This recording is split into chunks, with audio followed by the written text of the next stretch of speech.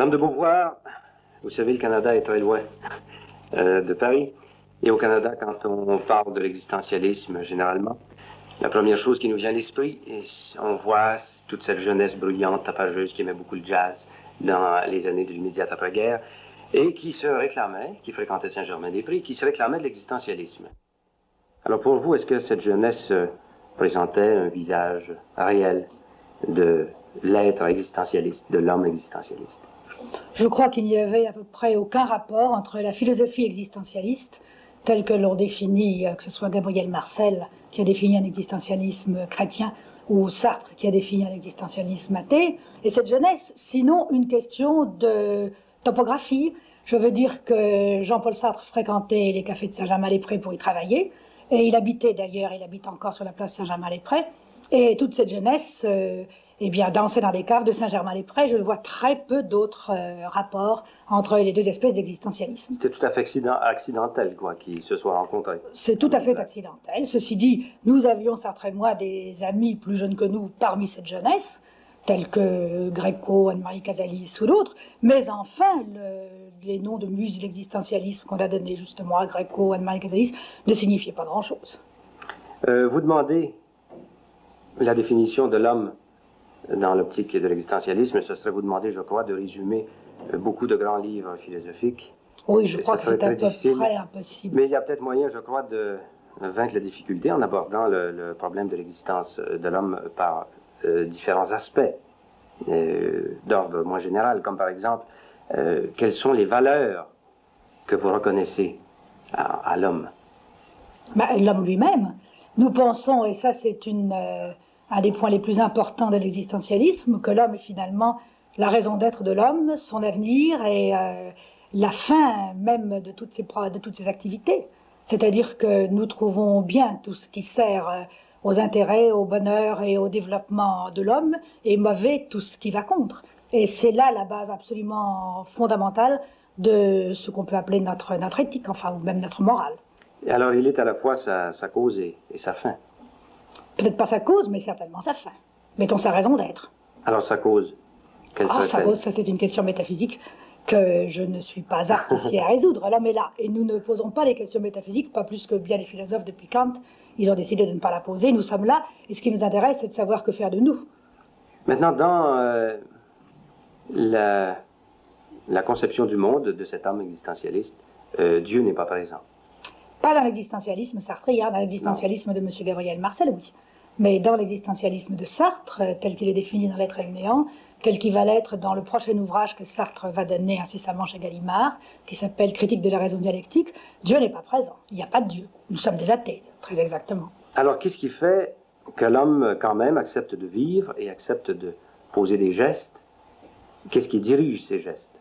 Qu'est-ce qui dirige ces gestes? Le souci précisément des autres hommes, en grande partie, le souci aussi de son propre bonheur, les deux étant d'ailleurs liés d'une manière à peu près inextricable, parce que je crois que chacun est lié à tous et personne ne peut se réaliser sinon à travers, avec les autres. Et rien n'est fait de valable pour et par les autres, sinon à partir de quelque chose qu'on a également profondément ancré en soi-même. Les mots de bien et de mal, qu'est-ce qu'ils signifient pour vous? Je viens de vous dire que nous trouvons bien tout ce qui, d'une certaine façon, sert l'homme, sert d'abord ses besoins, son bonheur, sa liberté, le développement de sa vie, et nous trouvons mal tout ce qui entrave cela. Vous parlez beaucoup d'engagement et vous vous engagez vous-même. Politiquement, vous vous êtes engagé. Oui. Vous êtes engagé. Oui. Et je ne crois pas que vous vous désengagerez bientôt. Non, certainement pas. Vous-même, à certaines occasions, vous montez sur la tribune et vous... Très rarement. Mais enfin, c'est arrivé au moment du référendum, oui, parce que là, j'avais des opinions précises et que j'ai fait de mon mieux pour les communiquer. D'ailleurs. Est-ce que vous trouvez que dans l'engagement politique, il n'y a pas un risque de servir une propagande? Qu'est-ce que vous appelez une propagande? Une propagande est quelque chose qui sert une idéologie, disons. Si c'est une bonne idéologie, pourquoi est-ce que je ne ferais pas de la propagande? Mais si c'est une idéologie à laquelle j'adhère. Mais qu'est-ce qui vous prouve justement que cette idéologie est plus vraie que l'autre à côté? Il s'agit là d'un choix. Et d'un choix qui est défini par tout l'ensemble précisément de ma conception du monde. Alors il y a toute une conception du monde qui est mûrie, réfléchie, élaborée, soutenue à la fois par l'expérience, par des lectures, par des réflexions, et qui m'amène à choisir une idéologie plutôt qu'une autre. À ce moment-là, je trouve qu'il est bon de s'engager et de défendre enfin, ses idées, banalement. Au point de vue idéologie politique, quelle est votre situation actuellement? Il y a un fait qui domine toute la politique française, c'est la guerre d'Algérie. Et je suis résolument contre la guerre d'Algérie et pour l'indépendance des Algériens. Et ça, c'est un engagement profond et fondamental et qui rejoint tous mes engagements par rapport, disons en gros, à l'oppression. Je suis contre l'oppression sous toutes ses formes, et particulièrement sous cette forme d'ailleurs complètement périmée, même d'un point de vue tout simplement réaliste, qui est le colonialisme. Est-ce que vous croyez qu'actuellement il y a une idéologie politique ou une politique en action qui est appliquée actuellement qui mérite justement l'engagement total? À l'heure qu'il est en France, l'engagement que nous pouvons avoir est un engagement d'opposition, puisque précisément ce qui a triomphé, ce sont des idées, et quand je dis nous, je pense à tout le groupe ensemble auquel je me rallie, dont je fais partie, qui représente notre revue L'État moderne, puisque nous sommes contre le régime qui existe en ce moment et contre sa politique. Notre politique est d'abord une politique d'opposition. Parce que vous le concevez comme étant un régime d'oppression? Oui, bien sûr, comme était déjà d'ailleurs le régime précédent. Seulement celui-ci avec quelque chose de plus net dans enfin, c'est plus systématiquement autoritaire, disons, et encore plus antidémocratique que la fausse démocratie que nous avions auparavant. Si vous viviez en Russie actuellement, est-ce que vous vous sentiriez obligé également de protester contre certaines oppressions? Je ne sais pas du tout ce qui m'arriverait si je vivais en Russie. C'est tellement difficile de se mettre à la place des autres. Je ne sais pas quelle est la mesure en Russie de l'oppression ou non. En tout cas, je penserais, s'il y avait lieu, oui, que mon devoir d'intellectuel est toujours de contester tout ce que je trouve qui opprime l'homme, certainement. Et cette situation de quelqu'un qui proteste, qui tient à toujours protester contre l'oppression, quand il voit l'oppression quelque part, qu'il proteste, est-ce que vous croyez qu'un jour, ça sera éliminé? C'est-à-dire, est-ce que vous croyez qu'un jour, il y aura moyen de trouver un système social qui remplira toutes les conditions? Ça, nous voguons en plein dans les utopies. On ne peut absolument pas donner de réponse précise à cela. Je pense que pour que ça soit même envisagé, une abolition radicale de l'oppression, il faudrait d'abord que la planète change quant aux ressources qu'elle offre aux hommes, parce que, comme vous le savez, le grand malheur qu'il y a aujourd'hui, et depuis la naissance de l'humanité, du moins depuis qu'on la connaît, c'est la rareté, c'est qu'il n'y a pas assez à manger pour tout le monde, tout bêtement, c'est qu'il y a des millions d'hommes qui meurent de faim, encore en Chine, malgré l'effort de la Chine, et énormément encore aux Indes et dans toute l'Asie. Tant qu'il n'y aura pas assez à manger pour tout le monde, forcément, il y aura un état de lutte des hommes entre eux, et il y aura forcément un état d'oppression. Alors, si vous me demandez si un jour il y aura l'abondance, je suis absolument incapable de vous répondre. Ça dépend des progrès aussi bien du développement de l'énergie atomique que du rythme de la repopulation par rapport à la production, à 1000 questions qui nous entraînent dans de la science-fiction à ce moment-là. Dans Les Mandarins, Madame de Beauvoir, il y a une scène, je crois, très importante du roman, alors que Dubreuil et l'autre, qui s'appelle, j'ai oublié son nom, Perron, luttent, justement, sont engagés dans le sens d'une certaine idéologie politique. Ils se rendent compte un jour que dans le pays qui représente en quelque sorte le symbole enfin, qui applique cette idéologie, des choses se passent qui ne devraient pas se passer, d'après eux, comme l'existence des camps de concentration. Et à ce moment-là, il y en a un qui veut le dire au lecteur, à ses lecteurs, et l'autre qui ne le veut pas. Est-ce que vous croyez qu'il était juste de ne pas en avertir le public? Je n'ai pas exactement pris parti, parce que, comme je vous l'ai dit tout à l'heure, nous pensons que la morale n'est pas une affaire de principes et de valeurs éternelles, mais d'abord, avant tout, une question concrète d'efficacité, c'est-à-dire qu'il s'agit toujours de servir le bien, le bonheur, la liberté des hommes. Alors, le vrai problème, c'était de savoir quelle était l'efficacité d'une telle révélation. Pouvait-elle servir à diminuer, par exemple, l'importance de ces camps? Pouvait-elle accélérer leur liquidation? Ça, c'est un point de vue. Mais d'autre part, est-ce qu'on ne risquait pas, en les révélant, de décourager alors toute une classe de la population française qui prenait appui quand même sur l'URSS et sur le Parti communiste pour lutter contre la pression? C'était ces choses qu'il fallait, ces facteurs qu'il fallait balancer avant de prendre une décision. Alors les deux points de vue pouvaient se défendre, quoi. À mon avis, comme je l'ai posé dans Les Mandarins, les deux points de vue pouvaient se défendre. Ceci dit, pratiquement, la question s'est posée, un peu plus tard d'ailleurs, car Les Mandarins ne suivent pas du tout la réalité comme on l'a dit. J'ai pris beaucoup de liberté avec l'histoire, au contraire. Lorsque la question s'est posée d'en parler ou de ne pas en parler, Sartre, dans l'État moderne, en a parlé. Il a parfaitement, il a été même, je crois, peut-être pas le premier, c'est le premier à l'avoir voulu le faire. Je crois que Roussel a pris de vitesse, mais ils étaient d'accord à ce moment-là, dans, je ne sais plus quoi, peut-être le Figaro littéraire. Toujours est-il que Sartre en a parlé des camps de concentration soviétiques et a donné les règlements tels qu'ils avaient été inscrits, enfin, sur l'internement administratif, presque avant tout le monde. Au point de vue engagement politique, Sartre et vous-même avez été et êtes encore, je crois, très près du communisme. Nous sommes souvent près du communisme, souvent aussi assez loin. Ça dépend tout à fait de la tactique, de la politique du parti, ça dépend à l'extérieur comme à l'intérieur d'une quantité de choses. Et au point de vue philosophique, évidemment, l'existentialisme et le marxisme ne se rejoignent pas. Ils ne sont pas très loin l'un de l'autre, et précisément les prochains ouvrages de Sartre sont un effort pour remontrer tout ce qu'il y a de conciliable entre les deux. Ils sont proches l'un de l'autre en ce sens que les deux sont des matérialismes, mais pas au sens où on prenait le mot au XVIIIe siècle, pas au sens, c'est-à-dire ça Sartre s'est expliqué très très souvent à l'un des ouvrages antérieurs, en ce sens que nous pensons que ce qui prime d'abord avant tout dans le monde, c'est le besoin. Je vous le répète, le besoin et l'impuissance de la planète telle qu'elle est à assouvir ses besoins chez tous, sous leur forme la plus primitive. Vous dites que c'est en somme une recherche du bonheur, toujours, que l'acte de vivre. Donc l'amour est un élément important dans le bonheur ou le malheur de l'homme et de la femme, je crois bien. Ça dépend sous quel ciel, parce que quand on n'a pas assez à manger, c'est d'abord la nourriture. Sûrement.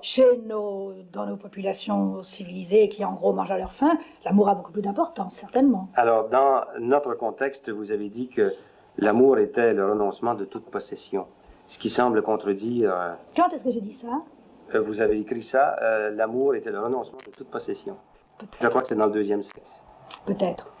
Est-ce que vous acceptez ça? Je pense qu'aimer, ça n'est pas vouloir posséder, en effet. Je pense qu'aimer, c'est vouloir créer avec un autre être des liens qui ne sont pas des liens de possession, au sens où on possède, je ne sais pas moi, les vêtements qu'on porte ou ce qu'on mange. Mais la jalousie est quand même un fait. Ah oui. Est-ce que nous ne sommes pas tous jaloux un jour ou l'autre, même les héros même vos propres héros sont jaloux. Alors, est-ce que la jalousie ne contredit pas un peu cette idée que vous avez de l'amour? Il y a tant de formes d'amour, il y a tant d'espèces de jalousie. Il y a des jalousies qui sont mesquines, il y a des jalousies qui sont très hautes, il y a toute espèce de jalousie. Il y en a qui sont possessives, il y en a qui sont encore tout à fait autre chose.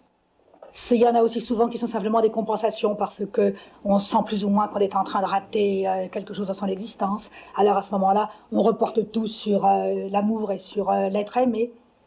En principe, je ne pense pas que la jalousie, dès qu'elle prend une forme un peu violente et donc morbide, soit un sentiment qui enrichisse beaucoup. Ceci dit, il y a une liaison très nette, en effet, de la jalousie à l'amour. Et quand on veut créer un rapport singulier, exceptionnel, personnel avec un être, ce rapport se trouve nié si évidemment cet être se lie avec quelqu'un d'autre. Je ne suis pas contre la jalousie a priori, mais je ne pense pas que ce soit la forme la plus vraie et la plus haute de l'amour. Vous ne croyez pas en l'existence d'une nature féminine? Vous avez dit que tout être est d'abord humain avant d'être homme ou femme. Je ne crois pas d'une manière générale en l'existence d'une nature humaine. Je crois que l'homme dépend des conditions, de toute espèce de conditions, à la fois physiologiques bien entendu, et à la fois de lieux, de temps, de civilisation, de techniques, etc., etc. Et vous vous révoltez dans le deuxième sexe contre la condition féminine actuelle? Oh, je ne me révolte pas exactement. Je pense que... Oui, ce n'est même pas exactement une protestation, j'essaie surtout de la décrire. Parce que je pense qu'il est bon toujours de prendre conscience de ce qui est. Ceci dit, la protestation, ce serait une chose bien vaine, puisque ça n'est pas ni l'affaire des hommes ni celle des femmes, alors qu'il est de pouvoir, à un coup de baguette magique, la transformer. Ça aussi, la question de la femme est liée à toute la question du travail, de la main-d'œuvre et du chômage, par conséquent aussi des besoins, de la rareté, de la richesse, etc. Alors vous ne tenez pas seulement les hommes responsables de la condition actuelle de la femme? Ni les hommes, ni les femmes, ni personne en particulier, mais plutôt tout l'ensemble du monde tel qu'il est. Parce que les femmes seraient amenées à travailler, ce qui est pour moi la véritable libération. S'il y avait du travail pour tout le monde, il y aurait du travail pour tout le monde. Si, encore une fois, il y avait moins de rareté, s'il y avait plus d'abondance. Quand Béatrix Beck dit que souhaite que les hommes aient du génie et que les femmes aient des enfants, quelle est votre réaction? J'aime beaucoup Béatrice Beck, mais je ne vois pas pourquoi tous les hommes auraient du génie. Si c'était ça, alors presque toute l'humanité serait damnée. Parce que d'ailleurs, le mot de génie est un mot si vague, je comprends si mal ce qu'il veut dire. Et d'autre part, que les femmes aient des enfants, il y a des moments où c'est important, mais réduire la femme à avoir des enfants, il n'y a guère que l'hitlérisme et le fascisme italien qui ont fait cela. En général, on admet que la femme est un être humain qui peut faire autre chose aussi que d'avoir des enfants. D'ailleurs, Béatrice Beck elle-même vit bien autre chose, puisqu'elle écrit, puisqu'elle fait des enquêtes du journalisme, et puisqu'elle est précisément une femme, au contraire, qui se suffit à elle-même, qui a élevé elle-même sa fille, etc. Croyez-vous justement qu'une femme peut s'engager aussi intensément qu'un homme dans une œuvre de création artistique ou idéologique? Évidemment, certainement. Vous êtes peut-être l'exception qui confirme la règle, mais est-ce que vous croyez que d'une façon générale, c'est aussi facile pour une femme? C'est-à-dire c'est aussi possible? Cela dépend. Je pense que si une femme a vraiment enfin appelons ça une vocation, si vraiment elle a un désir d'écrire ou de sculpter, comme Germaine Ricci qui vient de mourir, ou de peindre, elle le fera aussi bien qu'un homme. Le portrait que vous avez tracé de la condition féminine, évidemment, n'est pas tellement brillant, n'est pas tellement rose pour la femme. Non. Est-ce que vous-même, vous avez souffert d'être femme? Non. Jamais. C'est ce que j'explique dans mes mémoires. Et c'est pour ça qu'on s'est beaucoup trompé si on a cru que Le Deuxième Sexe, c'était un livre de revendication. À vrai dire, je ne m'étais même pas soucié de ce problème jusqu'au moment où, à travers les autres femmes que j'ai rencontrées, avec qui j'ai parlé, dont j'ai vu l'expérience, je me suis rendu compte qu'il y avait un malheur proprement féminin. Mais personnellement, non, parce que comme j'ai fait les études que j'ai voulues, comme j'ai pas eu de difficulté à les faire, que j'ai jamais trouvé d'hostilité parmi mes camarades, parce que quand même des intellectuels de gauche, c'est ce qu'on peut trouver de plus ouvert et de plus libéral touchant cette relation entre hommes et femmes, j'en ai jamais souffert. Vous avez déjà dit que le principe du mariage était obscène.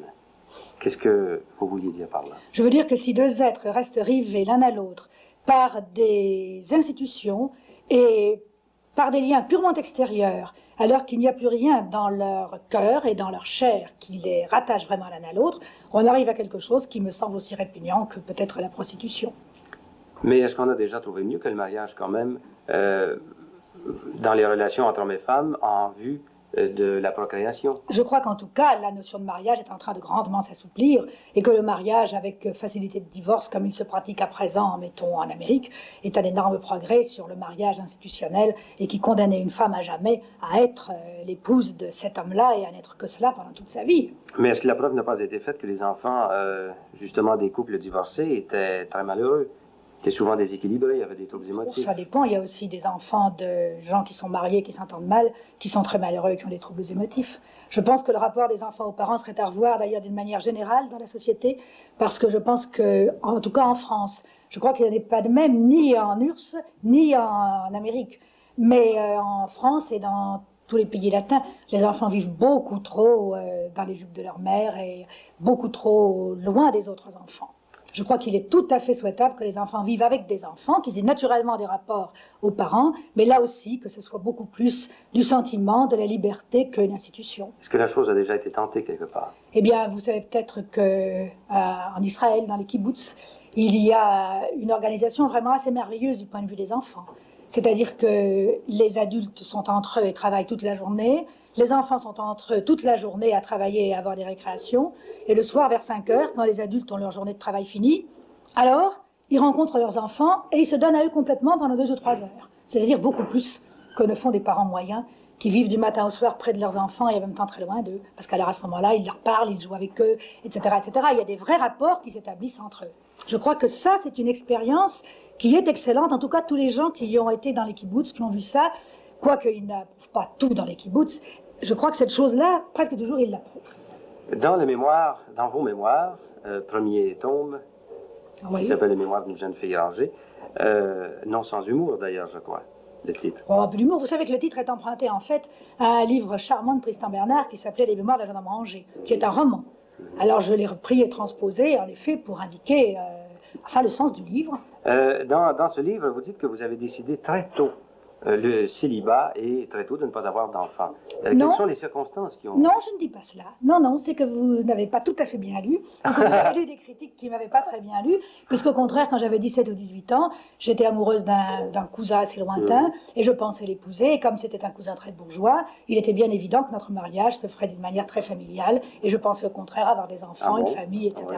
Et c'est plus tard, lorsque ma vocation, ce que je peux appeler ma vocation intellectuelle, s'est précisée, qu'alors, je n'ai plus vu la nécessité ni du mariage. Je n'ai pas vu la nécessité du mariage parce que je ne voyais pas la nécessité pour moi d'avoir des enfants. C'est plutôt ça. Mais pourtant, vous avez eu une éducation, comme vous le dites, je crois, très bourgeoise. C'est pas une raison pour aimer la bourgeoisie. Mais vous ne semblez pas vous être... avoir eu des mouvements de révolte, quand même. Non. Je crois que ça a été plus profond. Je ne me suis pas révoltée au jour le jour, mais j'ai gardé un très grand dégoût par la suite des institutions bourgeoises. Mais à quel moment avez-vous pris conscience de ce dégoût, justement? Oh, c'est venu petit à petit. Ça a commencé très lentement, c'est pour ça que je crois que c'est profond, c'est venu en profondeur. Ça a commencé par une espèce de malaise. Je trouvais qu'il y avait une incohérence entre ce que les gens disaient et ce qu'ils faisaient. Je trouvais qu'il y avait une énorme bêtise dans leur manière de vivre, qu'ils ne savaient pas vivre. Ça, j'ai commencé à penser ça vers 12-13 ans, que les choses qui se font, il n'y avait pas de raison pour les faire, qu'on pouvait très bien faire qui ne se font pas. Petit à petit, sans révolte, il y a une espèce de bêtise qui m'a sauté aux yeux. Puis j'ai voulu m'en dégager, et puis j'ai travaillé pour m'en dégager, et puis une fois que j'ai été étudiante et que j'ai commencé à pouvoir faire une espèce de plan de ma vie, eh bien, j'ai essayé de m'écarter le plus possible de cette espèce de schéma tout fait, tout bâti. Je voulais inventer ma vie, je pensais qu'on pouvait inventer, et qu'on s'en tirerait beaucoup mieux qu'en répétant des routines éprouvées, mais justement très mal éprouvées. Maintenant, de quelle façon le problème de Dieu s'est-il posé à vous? Parce que vous dites qu'à l'âge de 15 ans, il y a eu une crise qui a, une fois pour toutes, décidé... Là non plus, ce n'est pas tout à fait exact. C'est pas une crise, c'est plutôt une espèce de prise de conscience. Je me suis aperçue un beau jour, à 14 ans, à 13 ans, je ne saurais pas vous dire la date exacte, je me suis aperçue un beau jour que je ne croyais plus, que c'était fini. J'avais cru d'une manière très très ardente quand j'étais toute petite. Je croyais aux anges, au petit Jésus, etc. Puis après, j'ai moins cru tout de même à toute cette mythologie plus extérieure, mais enfin, j'ai cru vraiment à Dieu. Mais petit à petit, j'ai épuré Dieu tellement qu'il n'avait plus aucun rapport avec ce monde, parce que Dieu ne pouvait pas être bête comme toutes les personnes pieuses que je voyais, ou comme les prêtres à qui je parlais. Il était différent, il ne pouvait pas non plus s'intéresser à des bêtises. Il a fini par ne plus répondre à rien ni à personne. Et à ce moment-là, je me suis aperçue que bon, il n'existait plus pour moi, finalement. Il s'était évaporé. Et est-ce que, comme vous dites, c'était évaporé, mais est-ce que vous avez remis le problème en question plus tard? Plus tard, j'ai fait de la philosophie et tout ce que j'ai appris m'a, je ne pourrais même pas dire confirmé, mais tout ce que j'ai appris continue à être dans la ligne que la question, en somme toute, ne se posait pas. Si vous voulez, par exemple, j'ai lu Kant quand j'avais 18 ans et j'ai tout de suite pensé avec Kant qu'il fallait en effet refuser la métaphysique proprement dite ou l'ontologie et se poser le problème à partir du fait que nous existons sur Terre sans chercher à percer par-delà la chaîne des causes et des effets. Mais si je comprends bien, votre athéisme est d'abord venu par intuition chez vous. Si vous voulez, je me suis aperçu que j'avais aucune raison de croire, et que les gens qui étaient autour de moi croyaient sans avoir des raisons non plus. C'est plutôt ça. Les uns croyaient sans avoir de raison de croire, et moi j'ai cessé de croire sans non plus avoir des raisons positives et établies de ne pas croire. Mais comment prouver que quelque chose n'existe pas? On ne peut jamais non plus en faire la preuve, c'est plutôt aux autres de faire la preuve du contraire, n'est-ce pas? Mais enfin, oui, est-ce que la preuve... Cette preuve, je ne l'ai jamais trouvée, ni dans ma raison, ni dans ma tête, ni dans mon cœur, donc... La preuve de quoi? Oui, la preuve d'un Dieu. Et la preuve du contraire, est-ce qu'elle existe? Enfin, philosophiquement, oui, d'une certaine façon. Parce que, par exemple, dans l'être et le néant, Sartre, à mon avis, montre très bien que cette espèce de synthèse qu'on appelle Dieu, qui sera à la fois, enfin là nous allons entrer dans de la philosophie, pour soi en soi, est irréalisable et même réellement impensable. Enfin, ceci dit, un croyant pourra toujours dire que, précisément, on croit parce que c'est absurde et parce qu'on ne comprend rien. Mais alors, à ce moment-là, ça me semble un recours un peu désespéré. Mais d'une façon générale, qu'est-ce que vous pensez des croyants?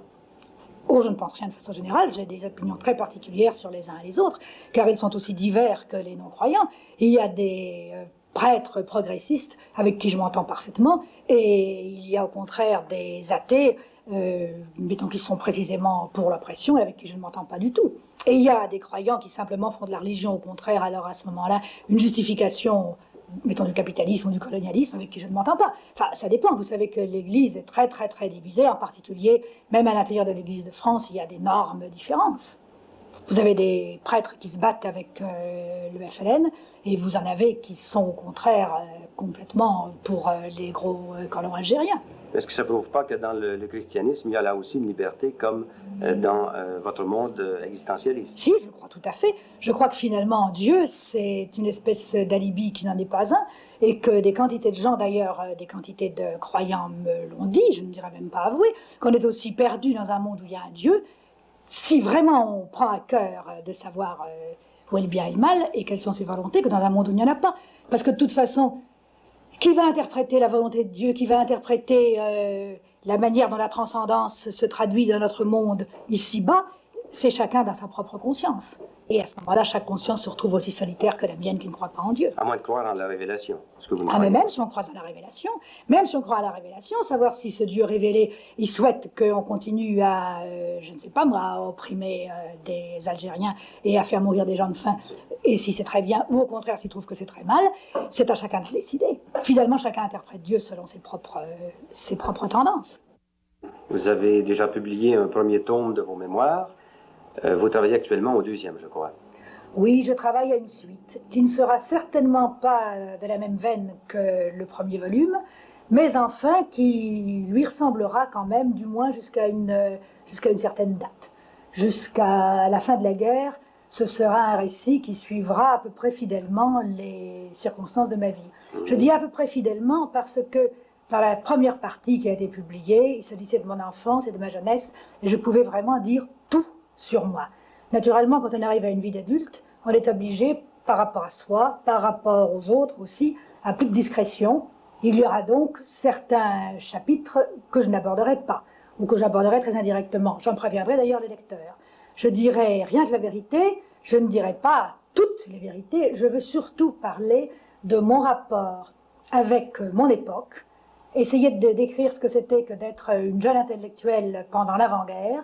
Ensuite, la secousse que ça a été pour les intellectuels de mon bord, pour les autres aussi d'ailleurs, mais enfin, je le prends sous l'angle que je connais, que la guerre, que l'occupation. C'est toute cette évolution qui est à la fois d'ailleurs, on pourrait presque dire sentimentale autant qu'idéologique, que je veux retracer. Disons plutôt cette évolution vécue, globale, totale, en relation avec mon évolution d'écrivain.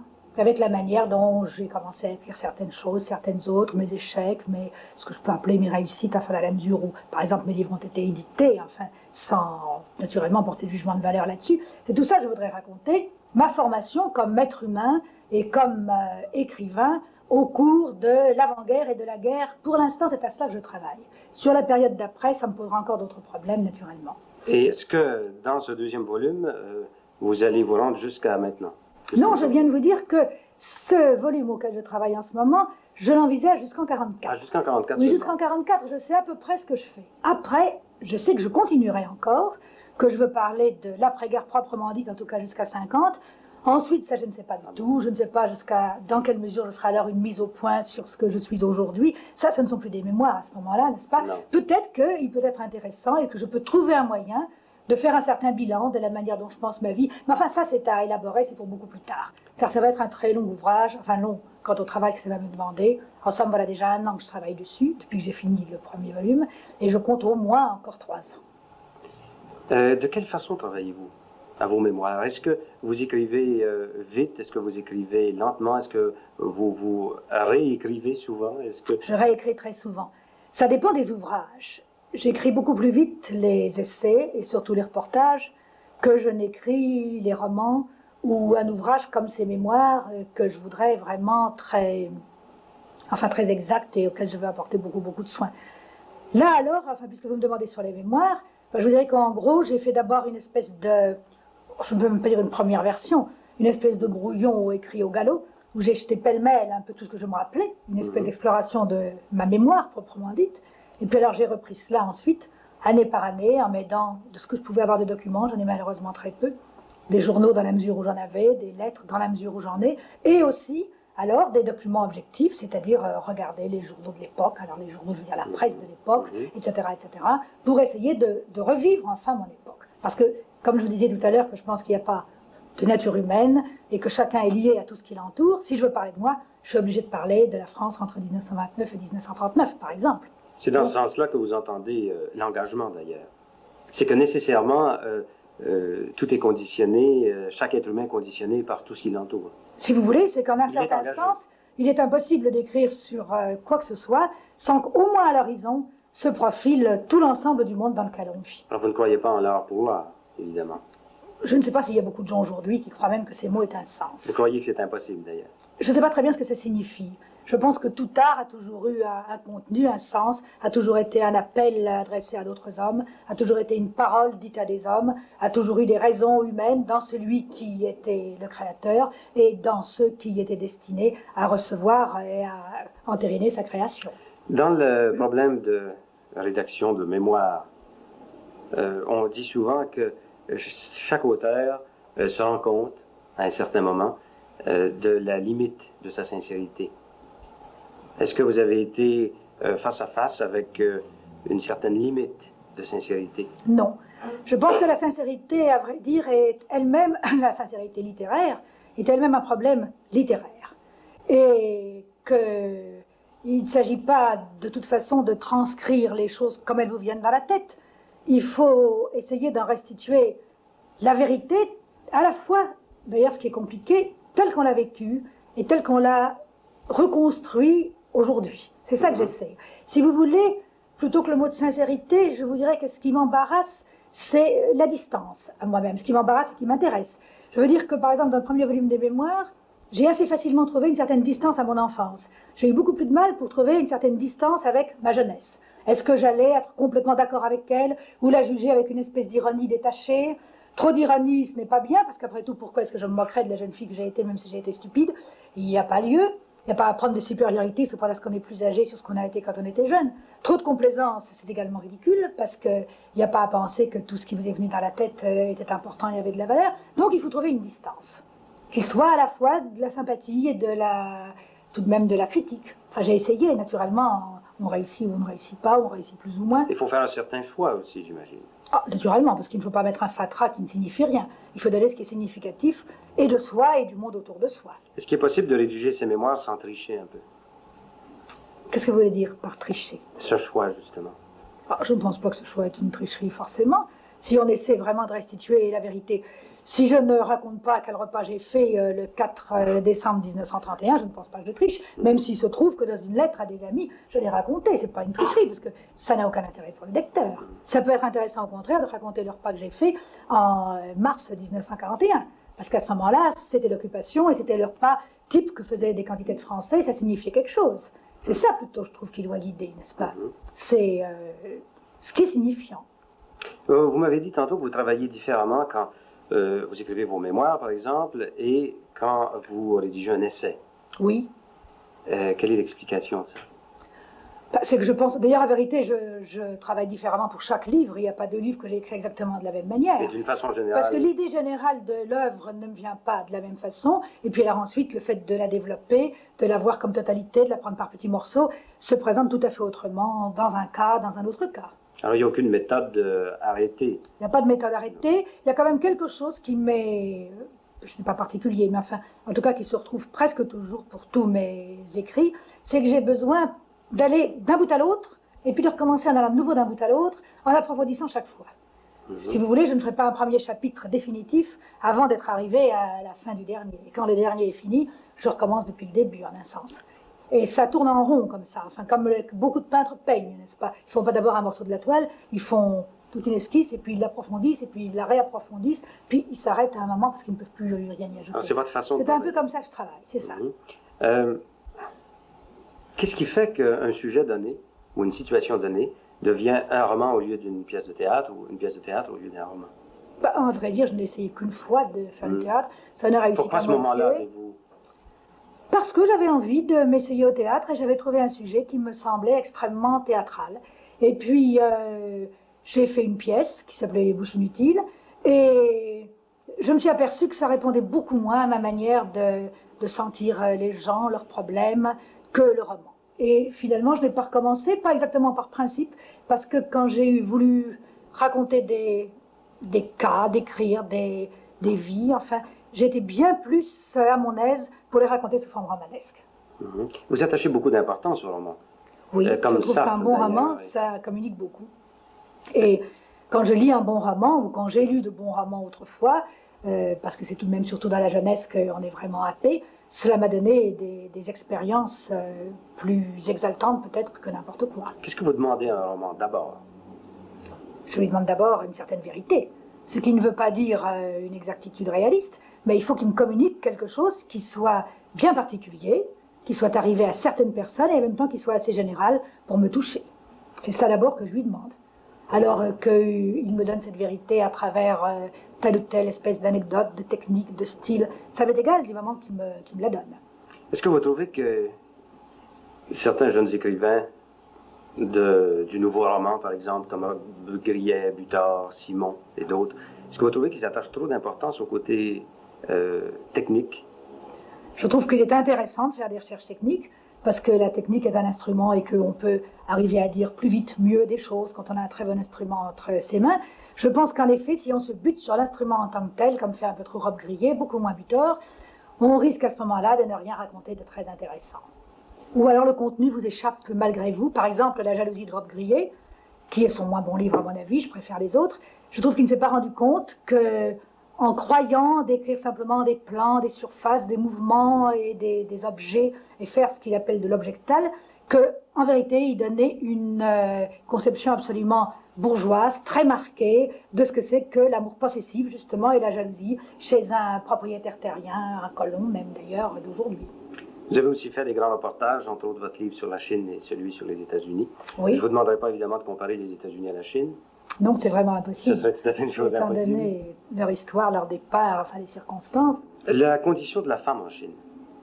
La condition de la femme en Chine, elle a énormément évolué, mais vous savez, elles reviennent de très très loin, les Chinoises, puisqu'on voit encore dans Pékin des vieilles femmes qui ont des tout petits pieds, puisqu'une fois que les pieds ont été déformés, ils demeurent ainsi rabougris jusqu'à leur mort. Donc il y a encore des traces de cette coutume abominable qui était vraiment le symbole, en même temps que d'ailleurs la réalisation de l'esclavage féminin en Chine. Alors tout cela a été, c'est une bataille qui a été gagnée, les femmes sur des tas de plans sont émancipées, les paysannes ne sont plus du tout maintenant les serves qu'elles étaient autrefois, les femmes votent comme les hommes, les femmes enfin sont légalement tout à fait les égales des hommes.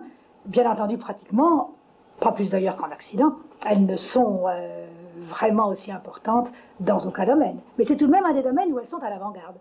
Les jeunes étudiantes chinoises, par exemple, sont vraiment, sans aucun complexe par rapport aux étudiants chinois, qui de leur côté n'ont aucun complexe de masculinité, si je peux dire. Ne se sentent absolument pas supérieurs en tant que mâles à leurs camarades femmes. Alors, ils correspondent à un choix que vous faites dans le deuxième sexe.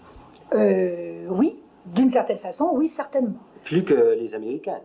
Alors, c'est-à-dire, je ne voudrais pas que vous me fassiez dire ce que je ne dis pas. Dans les couches de la population les plus vastes, c'est-à-dire chez les paysans, il y a malgré tout encore des quantités de survivance, parce qu'on ne défait pas et on ne refait pas une civilisation en 10 ans. Et je crois que les femmes sont encore, malgré tout, traitées pas du tout à égalité avec les hommes, pratiquement, malgré la loi, parce que vous savez que d'ici qu'une loi se trouve réellement incarnée, il n'y a qu'à voir même nos sociétés à nous, c'est bien différent. Mais au contraire, alors, dans ce qu'on peut appeler l'élite, enfin, chez les jeunes intellectuels, il y a vraiment une égalité profonde qui est réalisée, c'est certainement. Et une amitié des deux sexes. Et aux États-Unis, quelle a été la chose qui vous a le plus frappé quand vous êtes arrivé là-bas? De ce point de vue-là, du point de vue de la condition Oui. des femmes, c'est qu'elles étaient infiniment moins émancipées que je ne pensais. C'est que je trouve qu'en réalité, leur émancipation est une chose extrêmement extérieure. D'ailleurs, ça, j'ai parlé de cela avec plusieurs Américaines libérales et très intelligentes qui sont de mon avis. Il y en a une en particulier que je voyais récemment qui s'appelle Eve Merian, je crois, qui écrit dans la Nation, et qui me disait, qui a d'ailleurs écrit des articles très intéressants là-dessus, sur le mythe de la môme, en montrant qu'en vérité, la femme américaine, comme dans tous les pays, eh bien, elle est dépendante de l'homme, dans la mesure où économiquement, c'est l'homme qui a l'argent. Et qu'on a beau dire que c'est la femme qui décide si on ira cette année-là dans la Côte d'Azur ou dans un petit village du Texas où on a des parents, c'est finalement le porte-monnaie de l'homme qui en décide. Et ça, je crois qu'elle a parfaitement raison. Et c'est tout à fait ce qui m'a frappé, moi, quand j'ai vu les Américaines. Et pour le reste, pour ce qui est de se faire une situation, de vouloir arriver par soi, je trouve qu'il n'y a plus d'ambition valable chez les jeunes européennes, en France, en Angleterre, en Allemagne, dans les pays du Nord aussi, que je n'en ai rencontré chez les Américaines, pour qui vraiment l'idée était d'avant tout d'attraper un mari. Est-ce que vous croyez que la paix est possible dans l'état actuel du monde? Peut-être, dans la mesure où la guerre devient impossible. C'est le seul espoir que j'ai, c'est et que d'ailleurs beaucoup de gens partagent. La guerre devient tellement impossible et signifierait tel ravage, et tout le monde le sait tellement, que peut-être qu'enfin la paix va régner, avec des petites guerres locales, peut-être ici ou là, mais alors des petites guerres très très localisées où on ne pourra pas employer les grandes armes destructives. Madame de Beauvoir, c'est sur ce soin que je vous remercie.